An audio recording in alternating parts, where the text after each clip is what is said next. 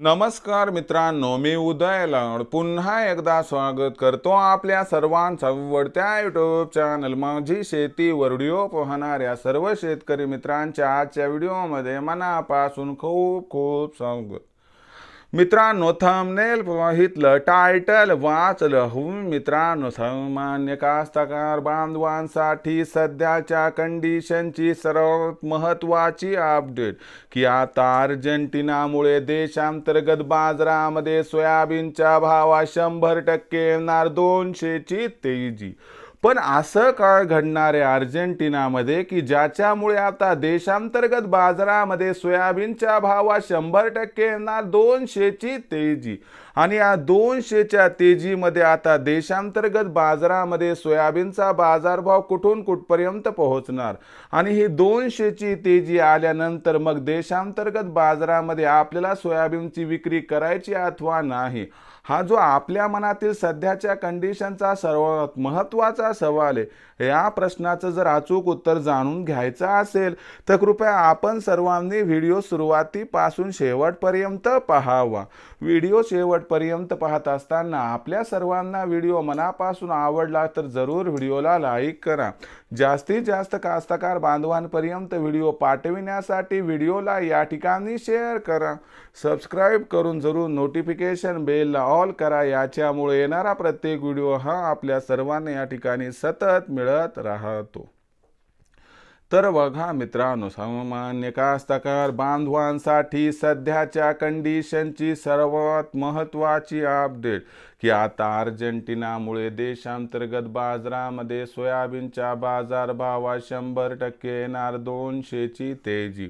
पण अर्जेंटिनामध्ये असं काय घडलंय की ज्याच्यामुळे देशांतर्गत बाजारात सोयाबीनच्या भावात 200ची तेजी येईल आणि या 200च्या तेजीमध्ये मग देशांतर्गत बाजारात सोयाबीनचा भाव कुठून कुठपर्यंत पोहोचणार आणि या तेजीमध्ये मग आपण सोयाबीनची विक्री करावी की मग थांबावं, या प्रश्नाचंही घेऊया सविस्तर उत्तर.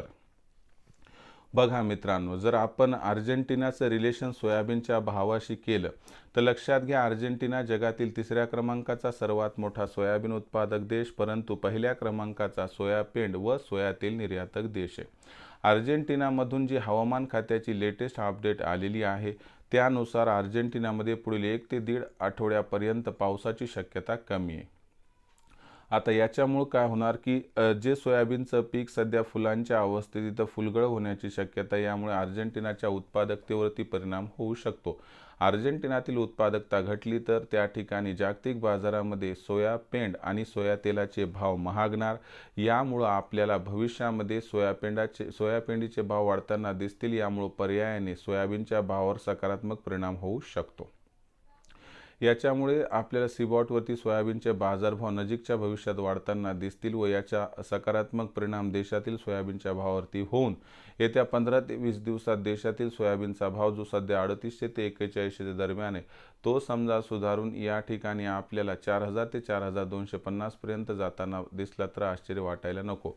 मग अशा परिस्थितीमध्ये आपण विक्री करायची अथवा नाही तर या तेजीमध्ये 100% विक्री करा, कारण भविष्य सोयाबीनचं उज्ज्वल नाही. भले अर्जेंटिनाचं सोयाबीन उत्पादन घटलं तरी सेंटिमेंटमुळे शेदोन तेजी येईल, पण ही तेजी टिकण्याची शक्यता काही दिसत नाही.